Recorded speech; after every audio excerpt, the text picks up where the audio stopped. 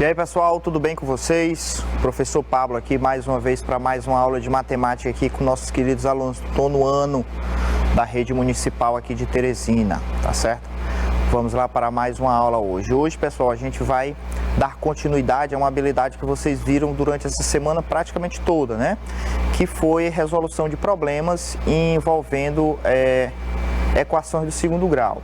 Hoje, nessa aula de hoje, a gente vai ver algumas resoluções, só que utilizando métodos diferentes, tá, pessoal? Porque a gente não vai ver só aquele método da resolução utilizando a fórmula, não, tá?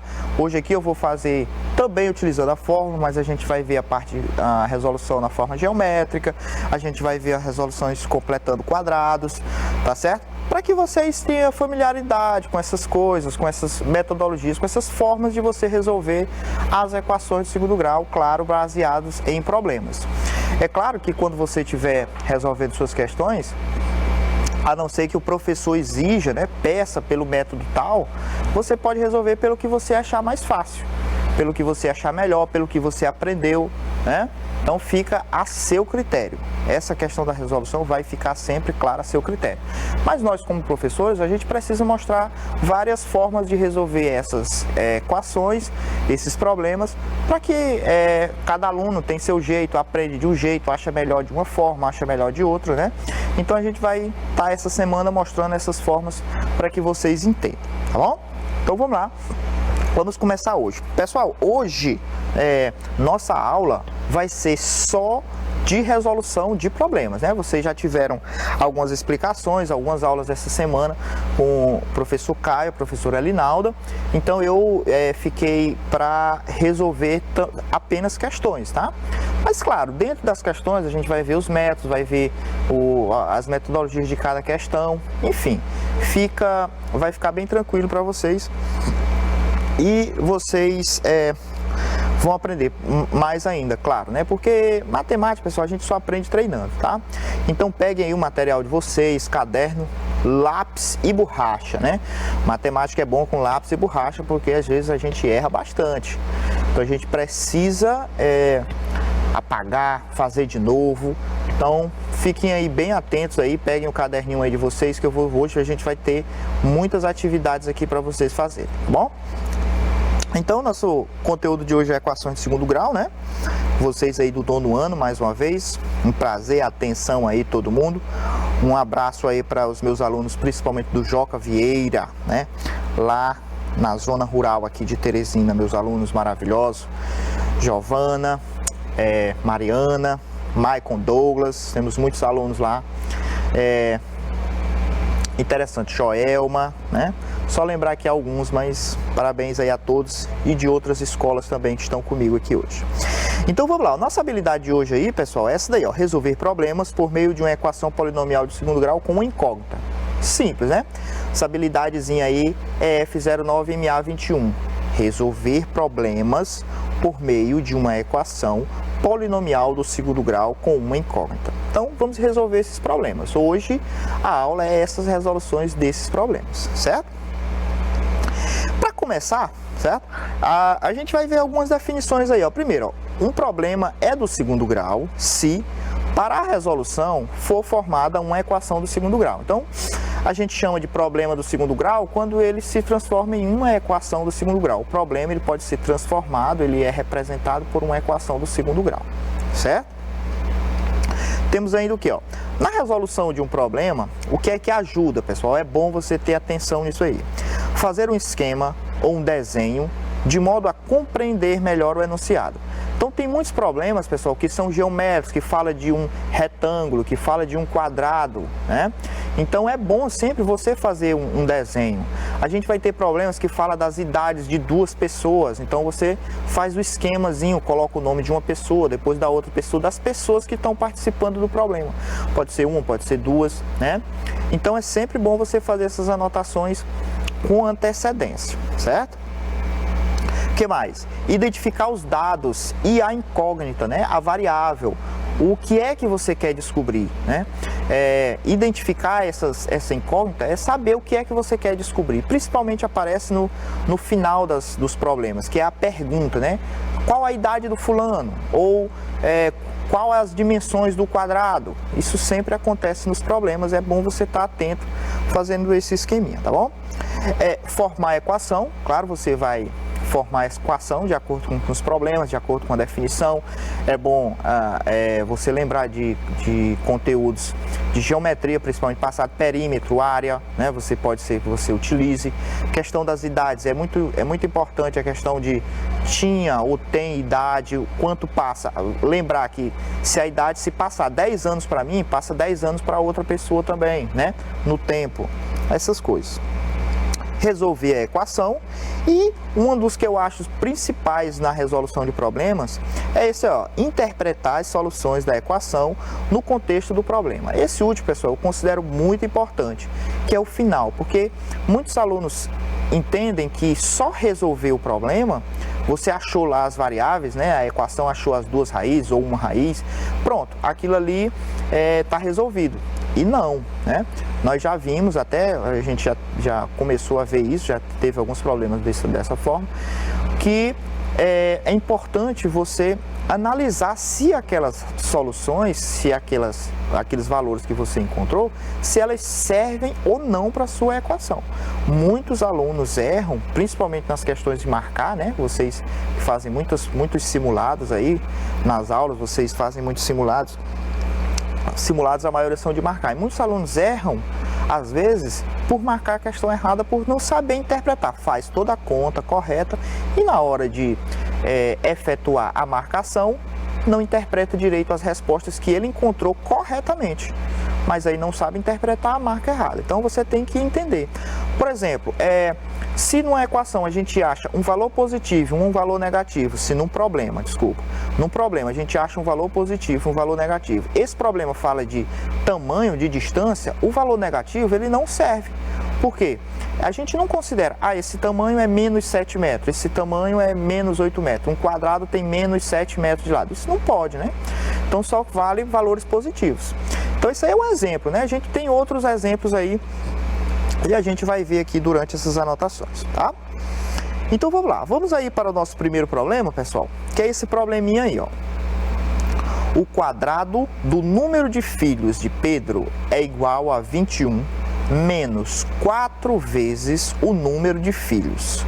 Quantos filhos Pedro tem? Olha só. Então, a variável que é incógnita, no caso, vai ser o x, né, a letra, você pode usar qualquer letra, vai ser a quantidade de filhos que o Pedro tem. Aí eu pergunto, se a gente achar um valor negativo, será que pode? Será que serve? Será que o Pedro pode ter menos 3 filhos? Né? Pensem só, será que isso pode? Existe? Claro que não, né, pessoal? Vamos ver aqui o que é que a gente anotou aqui. Olha só. Primeiro sendo x o número de filhos de Pedro, temos que. Então aqui a gente sempre escolhe, professor, a gente sempre escolhe o x, né? Mas tem aluno que você pode escolher o A, qualquer letra, né? Não importa. Sendo x o número de filhos de Pedro, temos. Então aí nós escolhemos, nossa incógnita é, como diz a pergunta, a quantidade de filhos que o Pedro tem, tá? Depois, x ao quadrado equivale ao quadrado do número de filhos. E onde é que está isso? Olha aqui no início da questão, pessoal. O quadrado do número de filhos, certo? O quadrado do número de filhos de Pedro. Então isso aí vai ser x ao quadrado. O quadrado. Tem que lembrar dessas leituras, certo? Lá da matemática. Então é x ao quadrado. Nós dissemos que o x é o número de filhos, né? Depois, 21 menos 4x. O que é esse 21 menos 4x? É o que ele diz aqui, ó. É igual, certo? A 21 menos 4 vezes o número de filhos. O número de filhos é quanto? X. Por isso, 21 menos 4x, certo? Então ele diz, equivale a 21 menos 4 vezes o número de filhos. É o que está dizendo no problema. Então, montando a sentença matemática, a gente vai ter o quê? X ao quadrado igual a 21 menos 4x, certo? 21 menos 4x. Olha o igual aqui no problema, pessoal.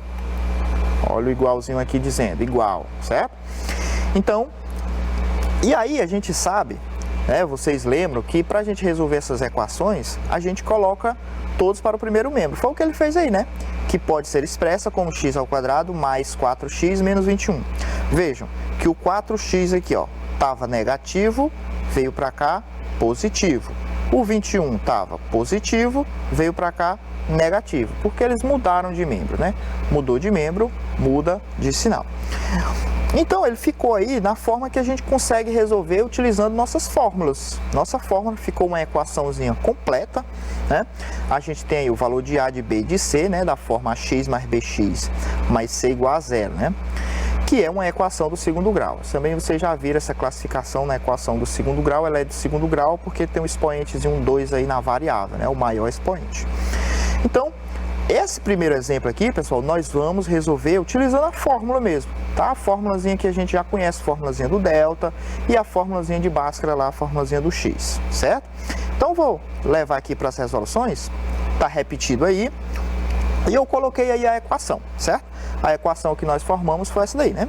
X ao quadrado mais 4x menos 21. Onde? Vamos colocar aqui, né, pessoal? Que o A vale 1, certo? O B vale 4 e o C vale menos 21. Muito importante para a gente resolver pelas fórmulas, identificar o A, o B e o C, né? Então vamos calcular aí nosso delta primeiro, né? Então delta, fórmulazinha lá, pessoal, B ao quadrado menos 4AC, certo? Então delta vai ser o B, sabemos que é 4 ao quadrado, menos 4 vezes o A, que é 1, vezes o C, que é menos 21. Vejam aí que eu coloquei entre parênteses, porque ele é negativo, certo? Então, vamos lá, delta vai ser igual 4 ao quadrado, 4 vezes 4, né? 16. Aqui, ó, menos com menos, pessoal, vai dar mais. 4 vezes 1 é 4, 4 vezes 21, pessoal, dá 84. Então, 16 mais 84 vai dar 100. Então, a gente sabe que esse delta é o que vai lá na outra forma ficar dentro da raiz, então a gente tem que ver se ele tem raiz. E 100, tranquilo, né? Tem raiz aí, tranquilo. Deixa eu botar outra fórmula aqui embaixo, a formulazinha de Bhaskara, né? A formulazinha aqui do x, que é menos b mais ou menos a raiz quadrada de delta sobre 2a. Tá certo? Então, vou botar para cá, para a gente continuar aqui. Então, x vai ser igual, vamos lá, menos, aqui da fórmula, né? O valor de b, que é 4 positivo, então vai ficar o negativo menos mesmo, mais ou menos a raiz quadrada do delta, que deu 100, deixa eu aumentar aqui esse traço, sobre 2 vezes o a, que é 1, certo? Então, vamos lá, x vai ser igual menos 4, né? Não tem o que fazer, ele não é negativo com negativo, é só menos 4 mesmo, tá? Mais ou menos a raiz quadrada de 100, todo mundo aí diz que é 10, né? E aqui embaixo, 2 vezes 1, 2, certo? Então, vamos lá, para o x' duas linhas, né? Essa equação vai ter duas raízes. Então, vamos pegar com mais, tá, pessoal? Menos 4 mais 10 sobre 2. Menos 4 mais 10, pessoal. Menos 4 mais 10, pessoal, dá 6 positivo. E 6 dividido por 2 é 3. Lembra lá, menos 4 mais 10. Eu estou devendo 4, só que eu tenho 10. Então, ainda vai me sobrar, para mim, né, positivo, 6. X duas linhas. Vou pegar com menos, né? Ó, menos 4, aqui era mais 10, agora menos 10 por 2. Menos 4 menos 10, isso dá menos 14, né, pessoal? Dividido por 2. Menos 14 por quê? Estou devendo 4, estou devendo 10, então minha dívida aumentou. Então agora eu estou devendo é 14. Então, menos 14 dividido por 2 vai dar menos 7. E aqui já vai servir para você entender, ó. Deu as soluções, foi da equação, foi 3 e menos 7, né? São 3 e menos 7. Aí pergunto, no problema, será que esse menos 7 serve, pessoal? Claro que não, né? Por quê? Porque o problema está falando da quantidade de filhos. O X representa a quantidade de filhos do Pedro. E será que não existe essa questão de ter menos 7 filhos, né? Isso aí não é a conta que para o problema serve. Então, no caso aí, são 3. Então, todo problema é bom você responder mesmo, tá, pessoal? Você colocar aqui, deixa eu ver aqui se minha letra vai prestar. Pedro, certo? tem 3 filhos. Pronto. Pedro aí tem 3 filhos, ok? Então aí respondemos aí o problema. Muito bem. Essa primeira nós fizemos utilizando a fórmula, tá? A formulazinha que é assim mais interessante, vocês mais aprendem rapidamente. A gente fez utilizando essa daí, tá? Na segunda, pessoal, na segunda nós não vamos utilizar a fórmula, nós vamos utilizar uma maneira mais interessante, que é na resolução de equação incompleta. Mas aí eu vou deixar aí para vocês imaginarem aí, tá? Ajudei aí até colocando a figura, vejam só. Uma tela retangular com área de 1.200 centímetros quadrados tem largura 3 vezes maior que sua altura. Quais são as dimensões desta tela? Então ele diz aí que a tela é retangular, então eu já fiz aí o esquema de um desenho para ajudar vocês, certo? E aí essas outras informações que tem na questão, vocês vão ter que colocar aí e elaborar, fazer a equação e tentar resolvê-la, tá bom? Vou dar um tempinho aí, de uns 3 minutinhos aí para vocês tentarem fazer, pessoal. Vamos lá.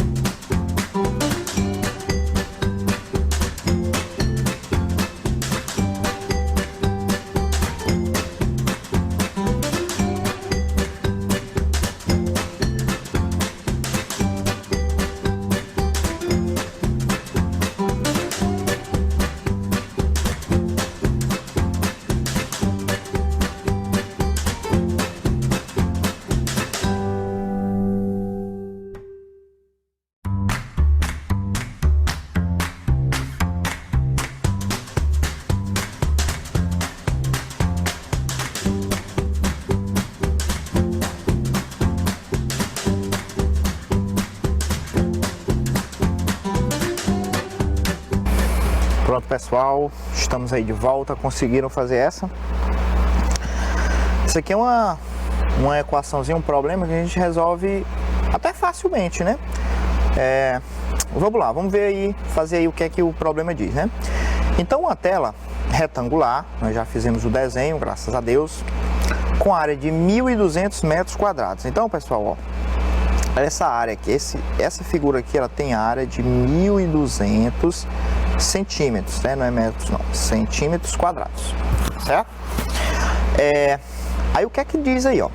Essa tela, ela tem largura 3 vezes maior que sua altura. Aí ele quer saber as dimensões, né? Quer saber o comprimento e a altura. A largura e a altura, né? Então, olha, como a largura depende da altura, pessoal, então a gente vai fazer o quê, ó? A gente vai chamar essa alturazinha aqui de x, certo? Vai chamar a altura de x. Aí o que é que ele diz da largura? Que é 3 vezes maior que a altura. 3 vezes maior que a altura. E a altura é quanto? A altura nós acabamos de colocar aí é x. Então a largura é 3 vezes maior. Então vai ser o que aqui? 3x. Certo? Simples, né? 3 vezes x, 3x. Então, o esquema vai ser esse. Se ele falou aí que a comprimento, a largura é 3 vezes maior que a altura, a gente bota o valor da altura, que é nossa variável, x, e aí a gente vai achar aí o comprimento, que no caso dá 3x. E aí, como é que a gente vai montar a equação? A gente vai montar a equação com isso bem aqui, pessoal, ó, que ele fala bem aqui no início, ó, a área, a gente vai calcular a área dessa figura. Por isso que os conhecimentos geométricos de vocês são importantes. Área e perímetro são importantes. Nas equações do segundo grau, o que mais aparece é área, né? Porque é onde pode resultar na equação do segundo grau. Mas nas equações lá do primeiro grau, que vocês viram os problemas, lá aparece muito perímetro, né? Aqui, área. Então, retângulo. Como é que calcula a área do retângulo?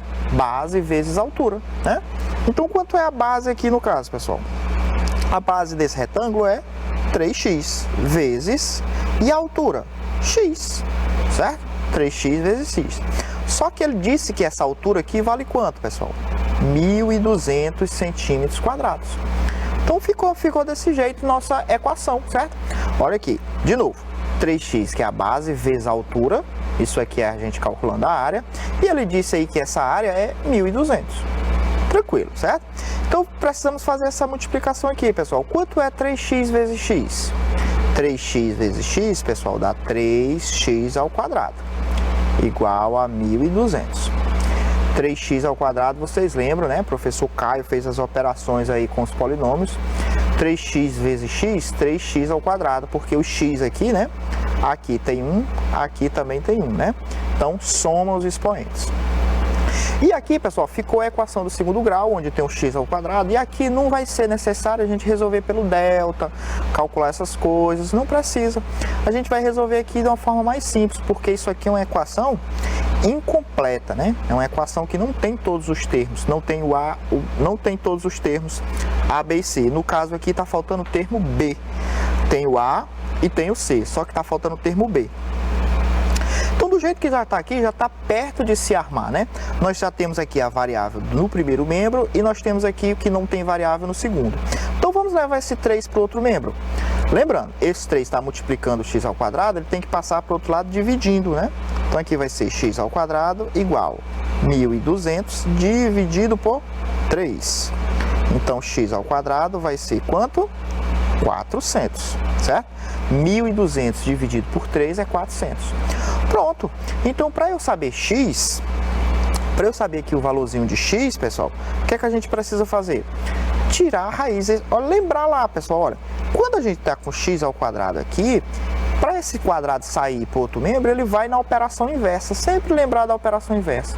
Qual a operação inversa da potência? Tirar a raiz. Então, como é que vai ficar, professor? Vai ficar assim, ó, vou botar para cá, tá? Então, vai ficar aqui, ó, x vai ser igual a mais ou menos a raiz quadrada de 400, certo? Mais ou menos, porque tanto faz ser, lembrar lá, ó, mais 2 ao quadrado dá 4, menos 2 ao quadrado também dá 4, positivo, certo? também vai dar 4 positivo. Então, por isso que a gente tem que ir sempre com esse mais ou menos aqui. Depois, do final, a gente vai ver se serve o mais ou menos, né? Ou se serve os dois, né? Então, x aqui, pessoal, vai ser mais ou menos, a raiz quadrada de 400, pessoal, é 20, certo? Então, aqui deu duas soluções. Quais são as soluções aqui, pessoal? Mais 20 e menos 20, ou, né? Mais 20 ou menos 20, certo? Então, deu mais 20 ou menos 20. Aí eu pergunto a vocês, será que esse menos 20 serve? Claro que não, né? O menos 20 não serve por quê? Porque nós estamos trabalhando aqui com distância. Esse x é o tamanho, né? Esse x aqui, pessoal, ele é o tamanho dessa altura, dessa tela. Então, esse x aí, ele não pode ser negativo. Mais uma vez, essa questão de tamanho, distância, né? Não existe essa questão do valor negativo. Não existe menos 3 metros, né? Não existe uma altura. Quanto é que você mede? Ah, eu meço menos 3 metros. Não existe isso, né? Tem que ser o valor positivo. Então, aqui no caso, o que vai servir é o mais 20. Agora, preste atenção qual é a pergunta. Quais são as dimensões dessa tela? Então, quais são as dimensões dessa tela? Ó, esse lado aqui, beleza, é 20. E esse lado aqui vai ser quanto? 3 vezes 20, pessoal. 3 vezes 20, que vai dar 60. Então, olha, as dimensões, certo? As dimensões... Minha letra é feia, mas dá. As dimensões são, certo?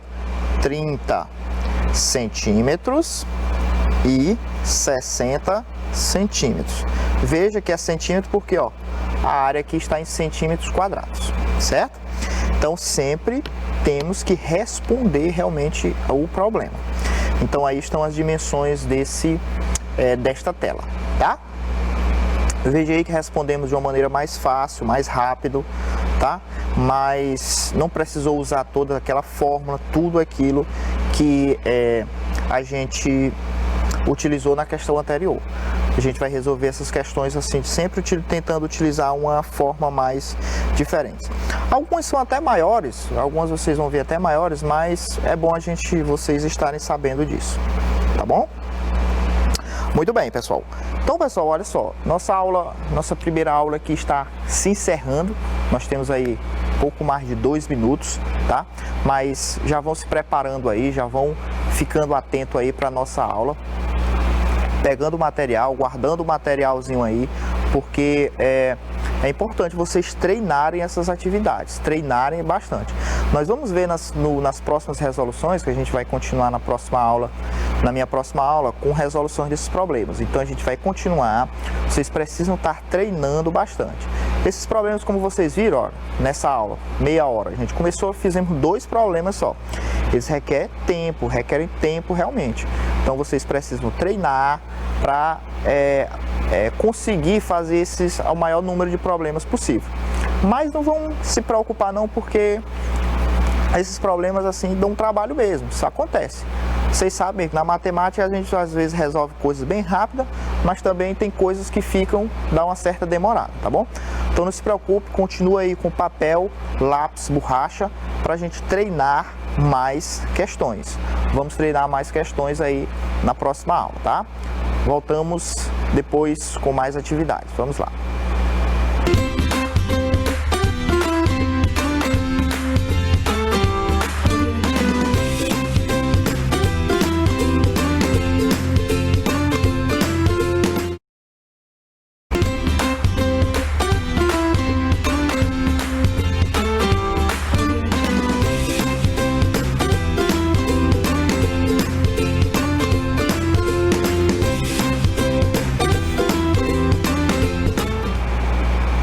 Olá pessoal, mais uma vez aqui vamos dar continuidade aqui em nossas aulas sobre resoluções de problemas. E nós temos muitos problemas para resolver. Hoje minha abertura aqui vai ser pequena para a gente passar logo para os problemas. Temos muitas coisas para mostrar para vocês, tá bom? Na última aula nós fizemos 2 problemas a respeito das equações do 2º grau. Agora nessa aula nós vamos dar continuidade aos problemas, tá bom? Então vamos lá, pessoal. Então, mais uma vez, nossa habilidade aí de hoje, pessoal, continuamos com a mesma habilidade, né? Que é resolver problemas por meio de uma equação polinomial do segundo grau com uma incógnita. Na aula anterior, já dei até umas dicas, né? De como você ter atenção na hora de montar seus problemas. Prestar bastante atenção a se as soluções que você encontrar, se vai servir ou se não vai servir para o problema que vocês estão utilizando, tá? E como eu disse, nós vamos fazer aqui utilizando outros métodos, não só a fórmula, não só aquela formulazinha, porque vocês precisam conhecer outros métodos, tá? Então nós vamos agora nosso terceiro exemplo, né? Nós fizemos 2 exemplos na aula anterior, vamos fazer o terceiro agora. Diz aí o seguinte, ó, o produto da idade de Pedro pela idade de Paulo é igual a 91. Pedro é 6 anos mais velho que Paulo. Quantos anos tem cada um deles? Então, pessoal, lembrar daqueles esquemas que eu falei para vocês das idades. Aqui nós temos 2 pessoas, né? Ó. Nós temos aí o Pedro e o Paulo. Então vocês vão ter aí que dar uma representação aí para essas idades deles, certo? As idades. E eu quero dizer para vocês que essa resolução que nós vamos fazer aqui, nós vamos fazer completando quadrados, que é uma das coisas que dá mais trabalhozinho, mas vocês vão entender bastante aqui, vão entender bem. Vocês já viram com outros professores, então hoje aqui vocês vão ver comigo essa resolução completando quadrados, certo? Mas antes dessa resolução, tentem montar aí o problema, tentem resolver da maneira que vocês acham que sabem, tá? E aí eu vou dar um tempinho aí para vocês, tá bom? Uns 3 minutos, que essa questão aí ela é bem interessante. Vamos lá, pessoal.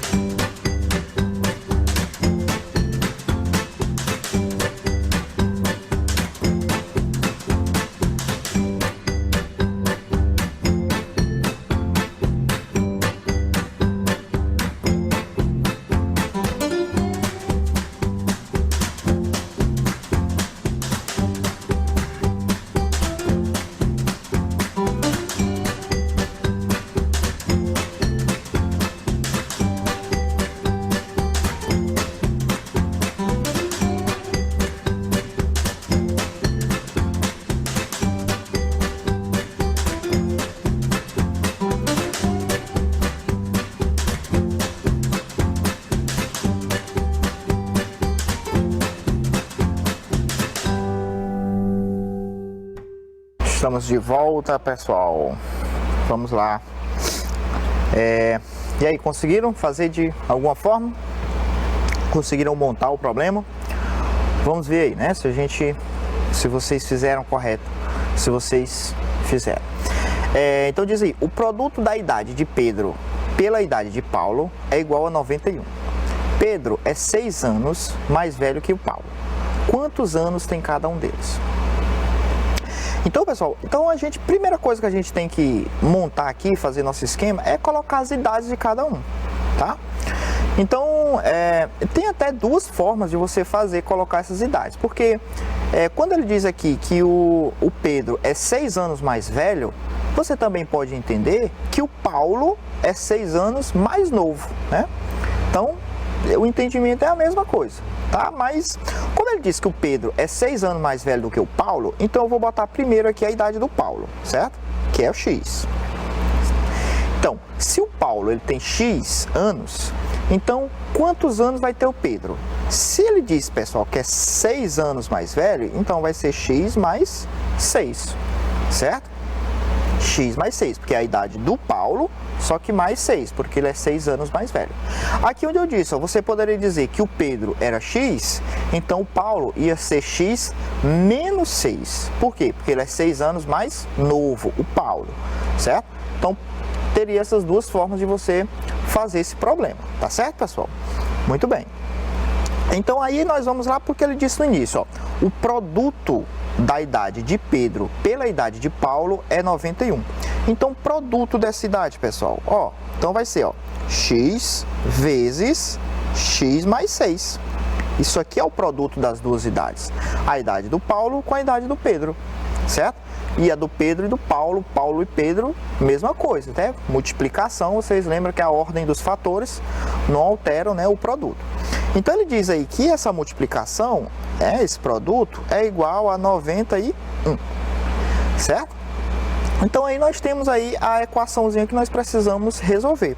E vamos ver como isso aqui dá uma equação do segundo grau, pessoal. Multiplicando, ó, x vezes x, x ao quadrado, né? E x vezes 6, pessoal, 6x, igual a 91, certo? E aqui, como eu disse para vocês, nós vamos fazer essa daqui completando quadrados. Como assim, professor? Nós vamos fazer, como é que a gente faz resolvendo, completando os quadrados? Aqui ela já ficou no ponto, montadinha, bonitinho, para a gente fazer o completando quadrados.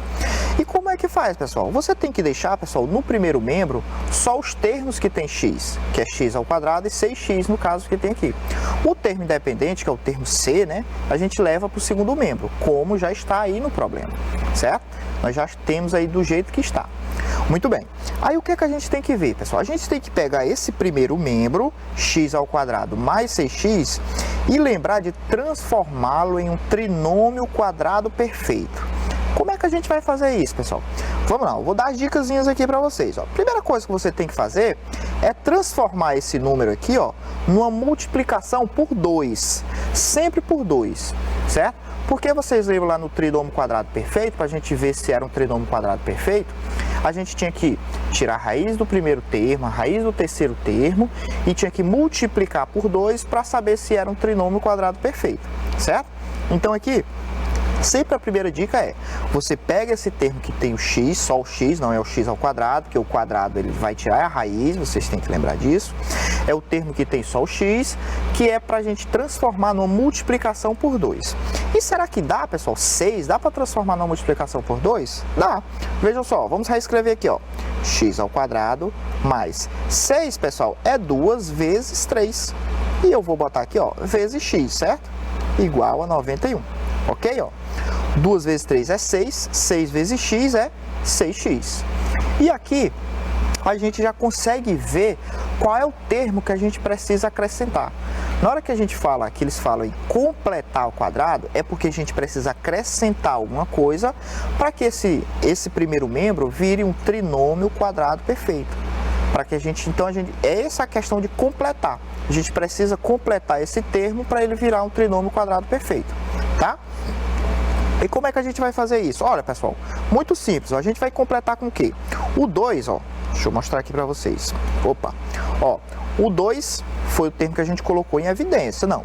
Aqui nós temos no primeiro termo x ao quadrado, que apareceu aqui. O 2 é o lá da formulazinha, a gente sempre tem que colocar o 2. Então, o que é que está aparecendo de diferente aqui nesse termo? O 3. Então, sempre vai aparecer esse termo aí, ó. Esse termo, se fosse um 8, pessoal, você ia botar 2 vezes 4 vezes x. Então, ia ser o que? O termo de diferente? O 4. Porque o x está aqui, certo? Tem o x aqui, que é do x ao quadrado. Então, esse termo aqui que apareceu, ó, até circular aqui, é ele que nós vai fazer a gente completar esse quadrado. E como é que vai ficar? Vai completar com o quê? Completar com isso aqui, pessoal, ó. Vamos lá. X ao quadrado, certo? Mais 2 vezes 3 vezes x, mais 3 ao quadrado, certo? Completar o quadrado, pessoal, a gente vai completar, a gente vai acrescentar um termo, só que ao quadrado. Só que ao quadrado, não é só acrescentar o 3, não, certo? Isso aqui vai ser igual a 91 mais 3 ao quadrado.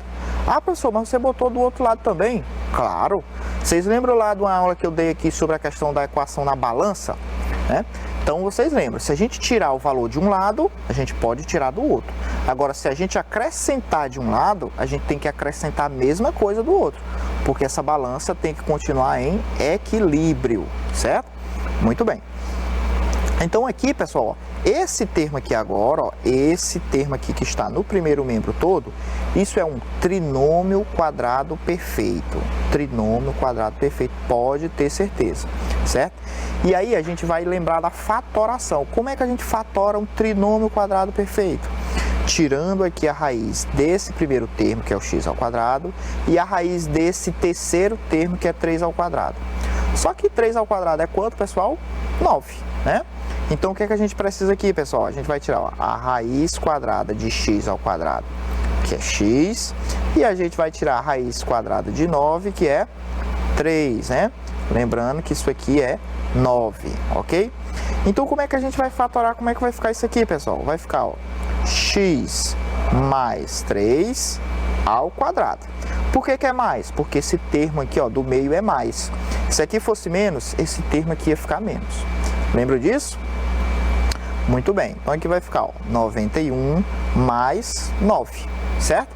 De novo, ó, 3 ao quadrado é 9. Para a gente ajeitar, nós vamos ter o quê? Ó? X mais 3 ao quadrado igual 91 mais 9 é 100, certo?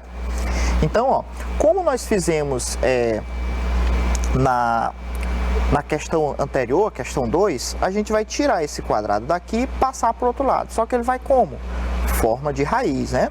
Então, vamos lá, vai ficar, ó, x mais 3, eu vou tirar o parênteses, né? A gente não precisa colocar o parênteses, não.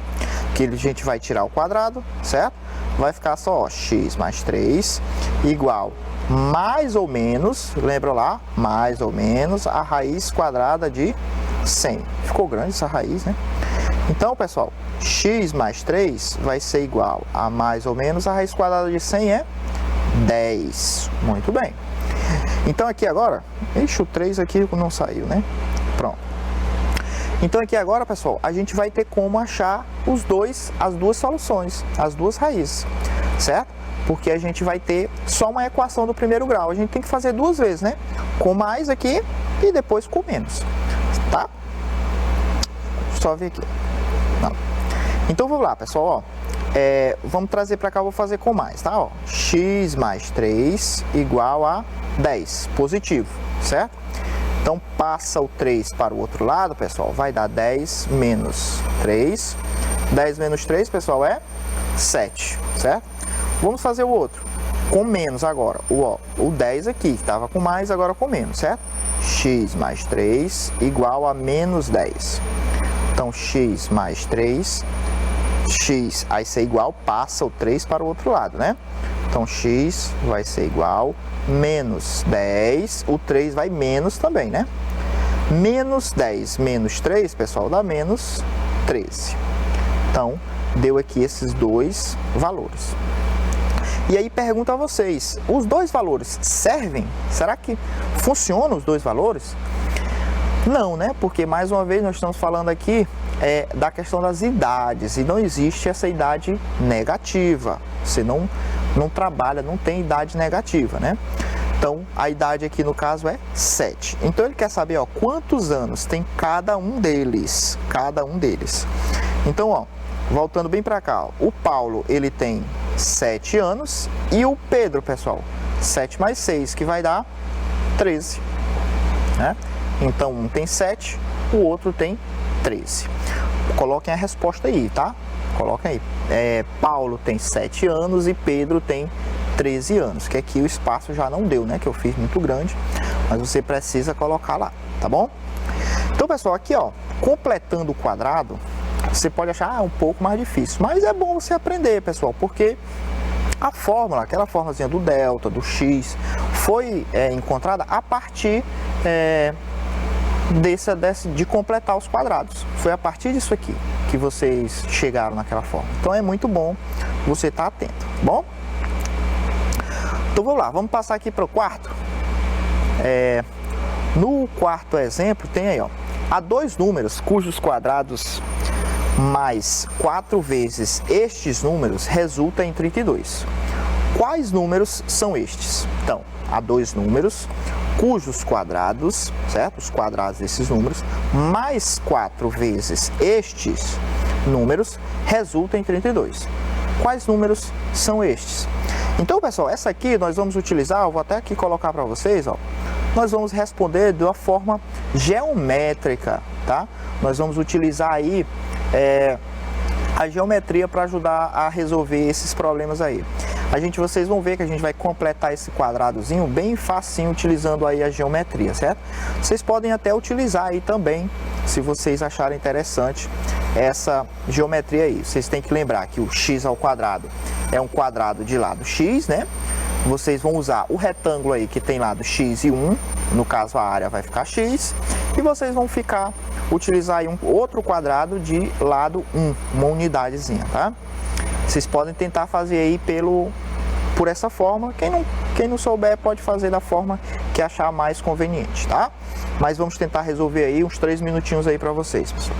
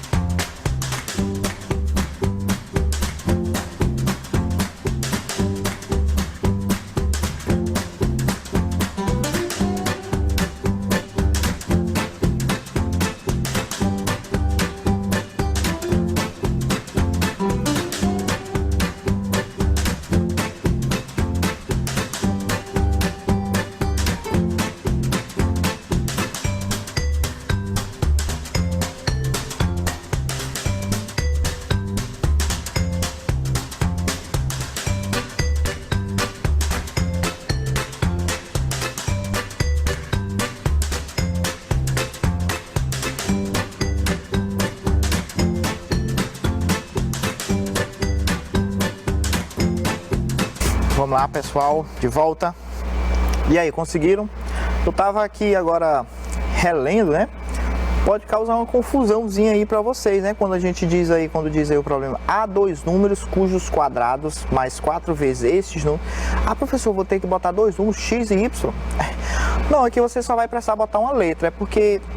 Por que ele diz aqui que há dois números? Porque a equação do segundo grau, né? Isso aqui vai dar uma equação com duas raízes, então aqueles dois números, eles servem. Mas no caso é que o x, né, no caso a letra, ele vai poder assumir, no caso, dois valores, né? Então, pessoal, como é que a gente montaria isso aqui, ó? Então, o número aí que a gente está falando, os números que ele pode falar, que ele está falando, é x, certo? Então, quando ele diz, ó, há dois números cujos quadrados, então significa o quê, pessoal? Ó, deixa eu botar aqui, ó, x ao quadrado, que é o quadrado desse número, mais 4 vezes estes números, 4x, certo? Resulta, ou seja, é igual a 32. Quais são esses números? Então, como eu disse a vocês, nós vamos tentar resolver essa questão aí utilizando essa geometria, né? Por quê? Vocês já viram alguns professores fazendo isso aí, né? A gente pode usar esses quadrados e retângulos, tá? Para resolver esse tipo de questão tranquilamente. Vejam aí, ó, que no nosso problema a gente vai usar o x ao quadrado, certo? X ao quadrado, olhando para a área aqui das nossas figuras, certo? Nós vamos usar x ao quadrado, então nós vamos usar um quadradão desse, certo? 4x, a gente vê, ó, que a gente tem esse retângulo que a área é x, então a gente vai usar quantos deles? 4, certo? E aí, esse 1zinho aqui, vocês vão entender para que eles vão servir, né? Que ele tem a áreazinha 1 aí. Então vamos lá. Vamos colocar aí nossos quadradinhos para que vocês entendam, certo? Então vou usar aí um quadrado da área x ao quadrado e eu preciso usar 4 retângulos, certo? 4 retângulos desses aí de área x. Então como é que eu vou utilizá-los? Ó, vou botar um aqui, outro aqui, certo? Um aqui e outro aqui. Vejam que eles têm lado, certo? Eles têm lado do tamanho, o lado aqui desse retângulo é do tamanho do lado aqui desse quadrado, certo? Então eles encaixam bacana. Então, nossa equação lá em cima, ela é isso aí, certo? Igual a 32.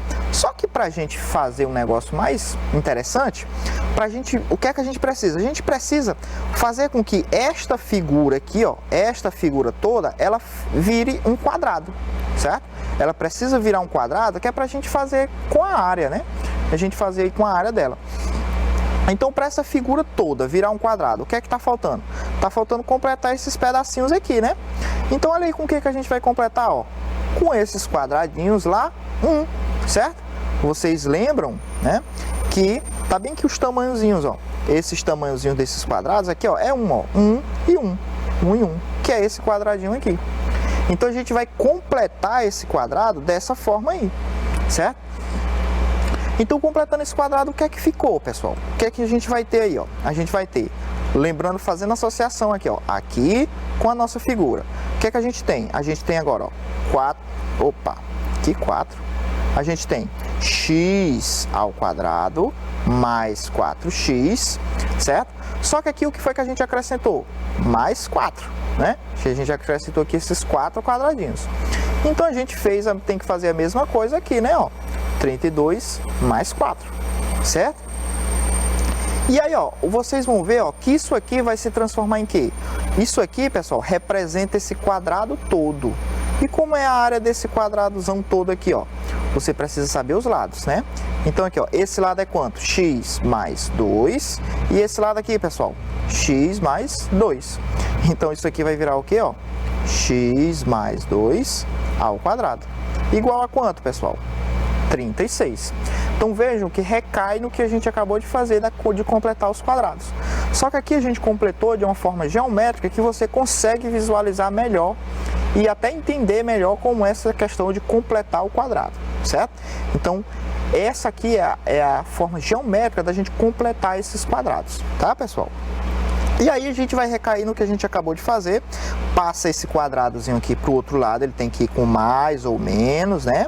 Lembra, o mais ou menos a raiz, no caso aqui 36, né? Então, x mais 2 vai ser igual a mais ou menos a raiz de 36. 6. E aí nós vamos ter os dois valores, né? Vamos ter aqui com mais, certo? X mais 2 igual a 6. Eu vou botar aqui com mais primeiro, tá? Então nós vamos ter que x mais 2, aliás, x vai ser igual a 2, vai para o outro lado, né? X vai ser igual a 6 menos 2. 6 menos 2 dá 4. Muito bem. E nós vamos ter o outro valor, deixa eu botar aqui. X mais 2 igual a menos 6. Vejam só, com mais 6 e com menos 6. Então, x mais 2, de novo, os 2 vai para o outro lado. X é igual a menos 6 menos 2, que vai dar menos 8, certo? Então, nós temos aí os dois valores. Quais são os dois números que eles estão procurando aí? Os dois números é o 4 e o menos 8. 4 e menos 8, certo? Então, nós temos esses dois númerozinhos aí para resolver esse problema. Então, pessoal, nós temos aí essa forma geométrica, que é uma forma bem interessante. Vocês viram até uma forma mais interessante, as animações do professor Caio fez uma aula muito boa dessa, utilizando esses quadradinhos, esses retângulos, né? Foi muito interessante. Certo? Mas aqui, como eu disse, vocês podem escolher o método mais adequado para vocês, pessoal. Certo? Então, olha só. Nós temos essa questão número 5, é uma questão até parecida com o que nós já resolvemos. Infelizmente, pessoal, esses exercícios, eles realmente dão bastante trabalho, né? A gente requer muito tempo para resolver, nosso tempo já está finalizando, não vai dar tempo a gente resolver. Mas leiam aí, vejam se vocês conseguem fazer, tá bom?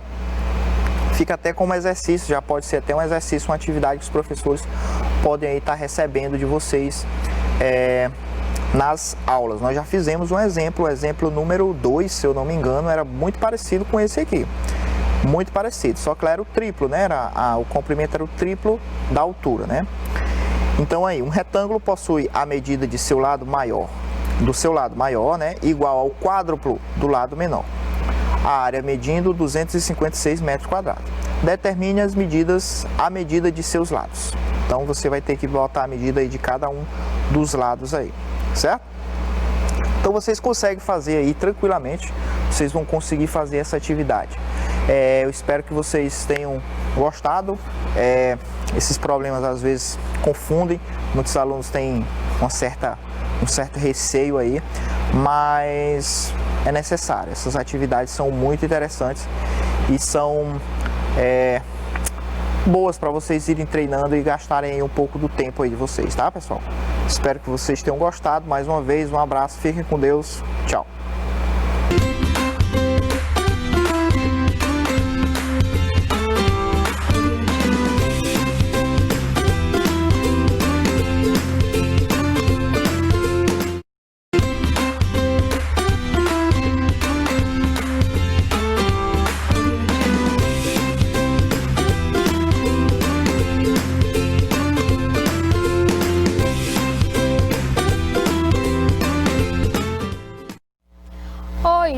Oi, galerinha do 9º ano, tudo bem? Espero que sim.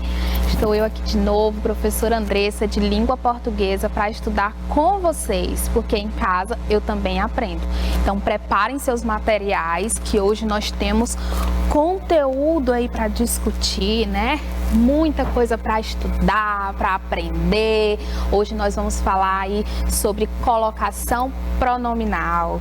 Isso mesmo. Vamos fazer aqui uma descrição da nossa aula, aulinha de 30 minutos de língua portuguesa. Vamos comentar sobre colocação pronominal e nós vamos aqui aprender a habilidade, desenvolver a habilidade, comparar as regras de colocação pronominal na norma padrão com o seu uso do português brasileiro coloquial, tá certo? Então acompanhem comigo, preparem seus materiais, peguem um caderno, peguem um livro de língua portuguesa, que nós temos atividade nele hoje, e preparem suas canetas e um cantinho bem legal aí para estudarmos, tá certo?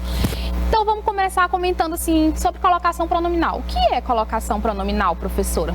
Bom, é a parte da gramática que vai estudar a aplicação dos pronomes oblíquos nos verbos, tá? Onde eu vou colocar os pronomes? Nesses verbos, por isso colocação pronominal. Então, a parte da gramática que estuda a colocação dos pronomes oblíquos nos verbos.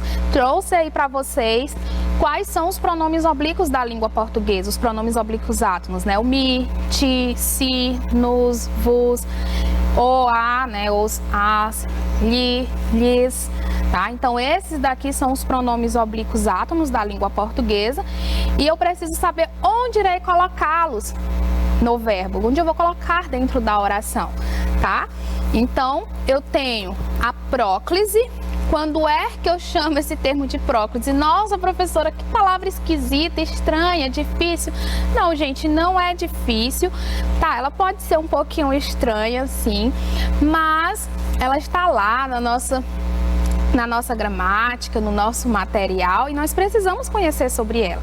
Quando é que eu chamo que determinado termo está com próclise, né? Que eu estou usando a próclise no verbo, ou estou usando a próclise na oração.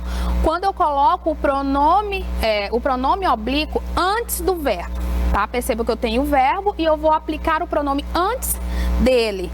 Eu tenho a ênclise, quando eu vou aplicar o pronome após o verbo, ou seja, o pronome vai ficar posposto ao meu verbo. Tá? Eu vou dar o exemplo aqui da próclise. Não te abandonarei. Perceba que o verbo abandonar, e antes desse verbo eu tenho o quê? O pronome oblíquo. Então, o pronome oblíquo está antes do verbo, próclise. Dá-me um abraço, ênclise. Perceba que eu tenho o verbo dar e logo a este verbo eu tenho um pronome oblíquo. Então, a ênclise, o pronome oblíquo vai vir após o verbo. E eu tenho a mesóclise. Quando é que eu vou ter os casos de mesóclise? Quando o pronome vai vir no meio do verbo, intercalado ao verbo. O verbo é amar. Amar-te-ei para sempre. Tá? Perceba que eu tenho um pronome oblíquo encaixado bem ao meio do meu verbo. Tá? Vamos ver aqui agora algumas regras de aplicação, tá certo? Vamos comentar primeiro sobre a próclise. Quando é que eu tenho a próclise? Quando eu vou colocar o pronome oblíquo antes do meu verbo. Eu vou usar a próclise depois de palavras ou expressões negativas. Não, nunca, jamais. E depois de advérbios curtos, porque essas expressões negativas, esses advérbios, eles atraem o pronome para perto dele. Então, o pronome fica antes do verbo. Olha aí, ó. Jamais me perturbe, por favor. Não se sabe de tudo nesta vida. Talvez se fale algo na reunião. Perceba que eu deixei em destaque aí sublinhado os advérbios. Jamais, não, talvez. E os verbos perturbar, saber e falar. Olhem a posição desses pronomes oblíquos em cada uma dessas orações. Perceba que esses pronomes estão antes do meu verbo. Isto é, aconteceu um caso de próclise, porque os advérbios e as palavras negativas, elas atraem o pronome para perto dele. Ou seja, o pronome agora vai ficar antes do meu verbo. Cuidado, se o advérbio vier precedido de vírgula, ocorrerá a ênclise. O pronome ele vai para onde? Para depois do verbo, como aqui, ó, hoje come-se de tudo. Então, como eu coloquei a vírgula após o advérbio, eu não vou ter mais um caso de próclise, ou seja, o caso do pronome antes do verbo, ele vai ficar com ênclise, tá? O pronome vai ter que ir depois do verbo. Outros casos, em casos de pronomes indefinidos, substantivos, pronomes demonstrativos, pronomes relativos, todos eles também atraem casos de próclise, eles atraem um pronome. Então, ninguém se mexe. Isso me satisfaz emocionalmente. O rapaz que ele compartilhou o material passou no vestibular. Perceba que ninguém aí é um pronome indefinido.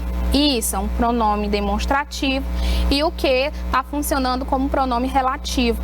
Então, estão vendo aí, eles atraem a próclise, eles atraem o pronome para antes do verbo, para ficarem mais pertinho desses pronomes. A terceira ocorrência ocorre em conjunções subordinativas. As conjunções subordinativas elas também vão atrair os casos de próclise. Quando se trata de educação, não brincamos. Realizou-se os estudos conforme se esperava.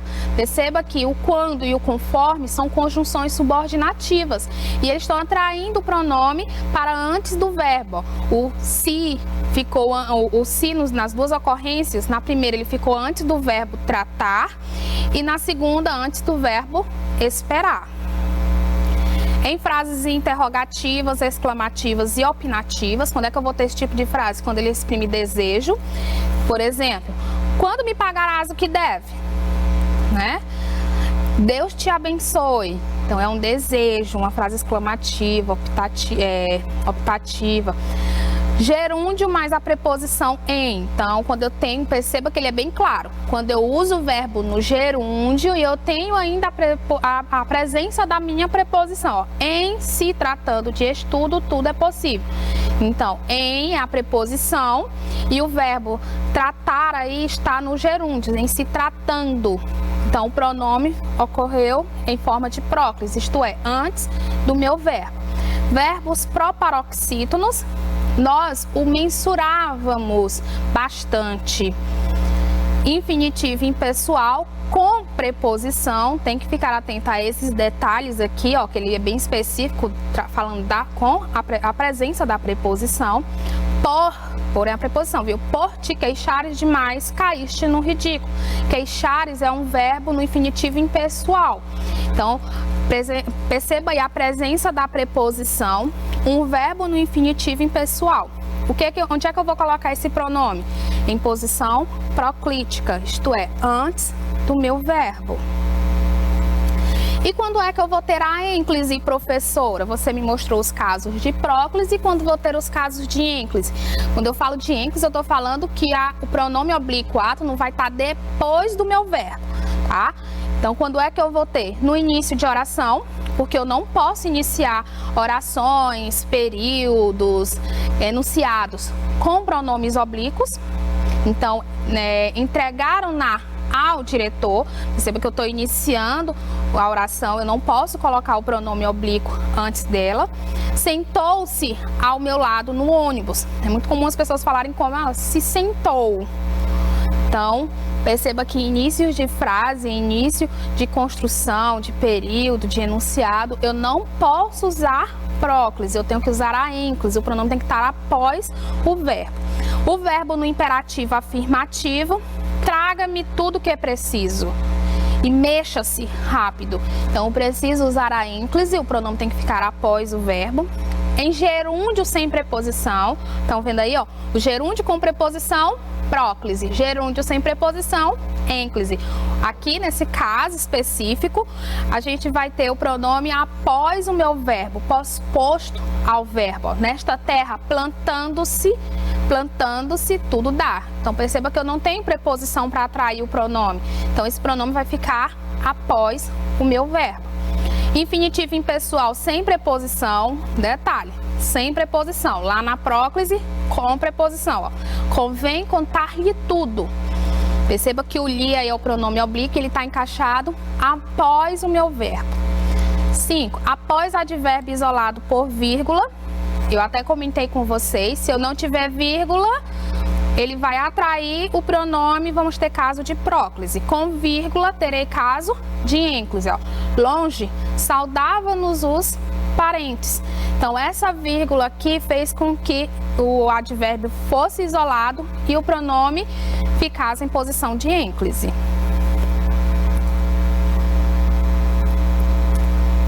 E quando é que eu vou ter a mesóclise? Quando eu falo de mesóclise, gente, eu estou falando no meio do verbo. Eu só tenho duas situações de mesóclise. Ou futuro do presente ou futuro do pretérito. Em geral, eu só uso mesóclise no futuro, tá? Seja do presente ou seja do pretérito. Olha aí, ó. Dar-te-ei o que me pediste. O que me pediste. Então, dar-te-ei. Perceba que o pronome oblíquo, ele ficou bem aí no meio do verbo. Obedecer-lhe-íamos. Perdão, era para ser íamos. Obedecer-lhe-emos sempre, tá certo? Obedecer-lhe-emos sempre. Então, por se tratar de um verbo que está escrito no futuro, eu não tenho nenhum caso de próclise, tá? Nenhum caso que atrai este pronome para antes do verbo, eu vou adequá-lo no meio desse meu verbo. Vou colocar um caso de mesóclise. E no futuro do pretérito, dar-te-ia o que me pediste. Obedecer-lhe-íamos sempre, tá? Então são essas duas situações que eu uso a mesóclise. Uma informação interessante sobre a mesóclise, pessoal, é que atualmente ela quase não é mais utilizada. Isso quer dizer que não precisa mais aprender sobre ela, professora? Ela não tem necessidade de eu estudar? Tem sim, tá? Ela é pouco utilizada na linguagem informal, na linguagem coloquial. Hoje a gente encontra a mesóclise mais em textos jurídicos, textos oficiais e em situações de extrema, que exige extrema formalidade, tá? Então vocês vão encontrar a mesóclise nessas situações. Em situações informais a gente não costuma empregar, tá certo? E quando é que eu vou ter casos proibidos? Tem que ficar atento a esses casos proibidos, porque eles prevalecem sobre os demais casos.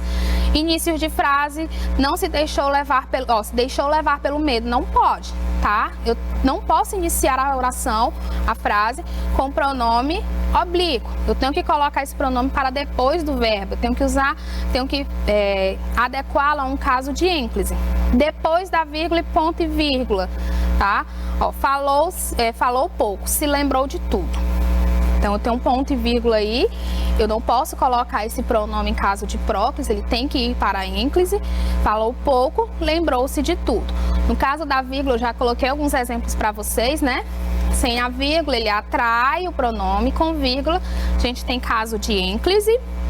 Depois de particípio, então quando eu tenho verbos no particípio, que é aquela terminação do gotoso, então feito, aceito, pago, essas terminações, eu não posso utilizar casos de ênclise, tá? O particípio ele não admite ênclise, ele não admite aí ficar coladinho dele um pronome oblíquo. Então tinha lembrado-se do fato. Não está adequado. O correto é utilizar um caso aí de próclise, colocar o pronome antes desse verbo. E depois do futuro do indicativo, darei-te outra chance.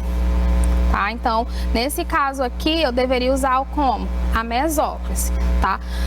Uma coisa interessante é que como a língua ela é mutável e as pessoas quase não estão utilizando a mesóclise, já há uma flexibilidade sobre isso aqui, mas vocês podem encontrar sim em textos oficiais, jurídicos, tá? Esses textos mais formais, em situações mais formais, o uso da mesóclise. Agora vamos fazer algumas aplicações. Sigam comigo aqui algumas análises. Olha aqui, ó. Ha, ha, ha, nunca me encontrarão. Perceba que lá ao fundo da imagem eu tenho um banco, eu tenho um ladrão fugindo. E olha só o que ele está dizendo aí. Ha, ha, ha, nunca me encontrarão.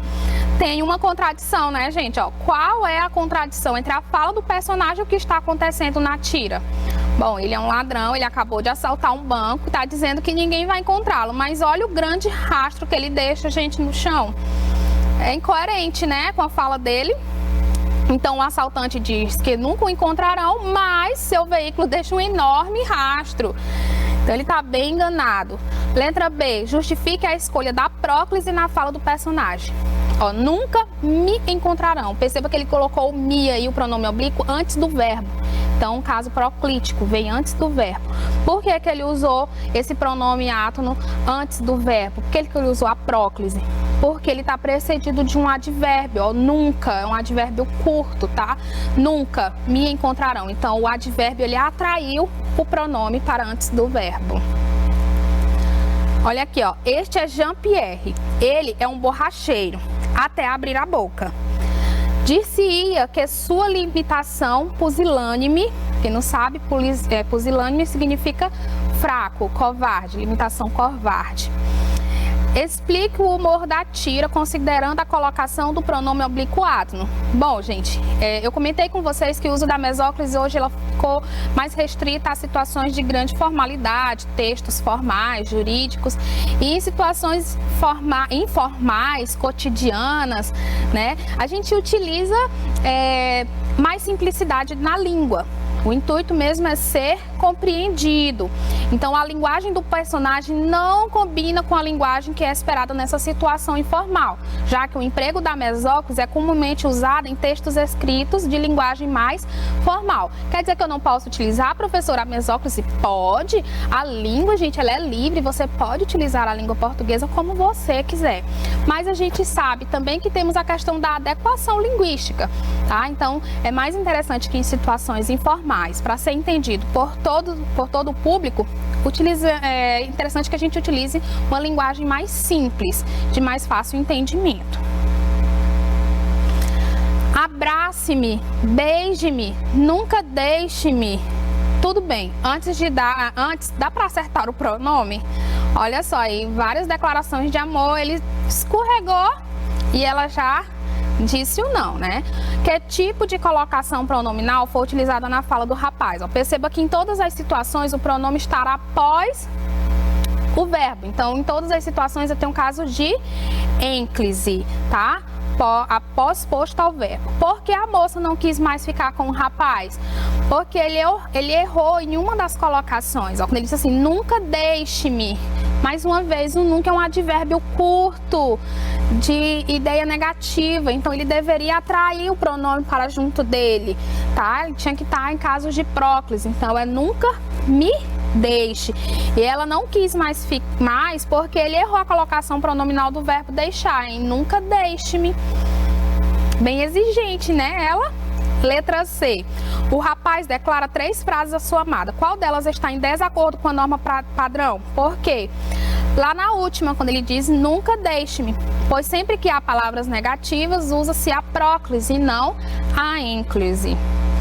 Letra D.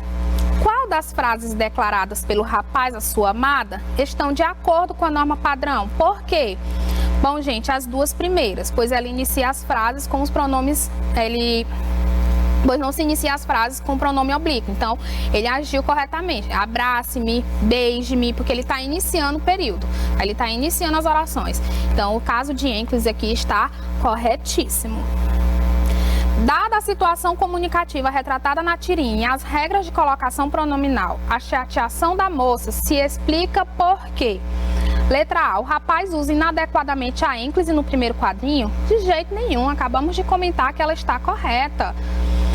Letra B. O contexto comunicativo entre os interlocutores deve ser formal? Bom, não precisa, né? É uma relação de informalidade e, mais uma vez, a gente usa a língua como nós queremos, tá? Letra C. Ela esperava que o rapaz dissesse me beije em vez de beije-me? De jeito nenhum, também porque ele colocou de maneira adequada. O pronome deveria aparecer na posição proclítica em nunca me deixe? Sim, gente, tinha que estar na forma proclítica. Mais uma vez, o advérbio nunca, ele é um advérbio curto, negativo, então ele atrai a próclise. É a letra D. Olha isso aqui, ó. Observe o enunciado da placa ao lado. Pronome oblíquo átono está empregado de acordo com a variedade padrão? Justifique sua resposta. Caso esteja em desacordo, corrija. Não aproxime-se do alambrado. Tá correto, gente, esse caso de ênclise? Pensem comigo, e esse não? O não é um advérbio de negação. Tá lá na primeira regra de próclise. Palavras negativas atraem o pronome oblíquo. Então, está em desacordo com a variedade padrão, pois se trata de um caso de próclise, visto que no texto há uma palavra negativa, sem vírgula, que atrai o pronome para antes do verbo. Como é que fica a correção? Fica, não se aproxime do alambrado. Então, o pronome aqui vem para antes do verbo, caso de próclise. Pronominais. Dê-me um cigarro, diz a gramática do professor e do aluno. E do mulato sabido, mas o bom negro e o bom branco, na nação brasileira, dizem todos os dias. Deixa disso, camarada, me dá um cigarro. Sexta. Olha aí, ó, o Enem, questão de Enem. O uso do pronome átomo no início das frases é destacado por um poeta e por um gramático. Iniciar a frase com pronome átomo só é lícito na conversação familiar, despreocupada ou na língua escrita quando se deseja reproduzir a fala dos personagens. Comparando a explicação dada pelos autores, né, pelo poeta e pelo gramático, sobre essas regras? Pode-se afirmar que ambos condenam essa regra gramatical. Eles estão condenando, gente? Eles estão falando mal dela? Eles discordam? Não. B. Acreditam que apenas os esclarecidos sabem a regra? De jeito nenhum. A gramática, a língua está aí para todos, tá? Não é apenas os esclarecidos que têm acesso ao conhecimento. C. Criticam a presença de regras gramaticais? Não, ele não está fazendo a crítica dessas regras, da aplicação dessas regras, da existência dela. Letra D. Afirmam que não há regra para o uso de pronome? Justamente por isso que há aqueles probleminhas, né? A gente não sabe às vezes qual o correto, o errado.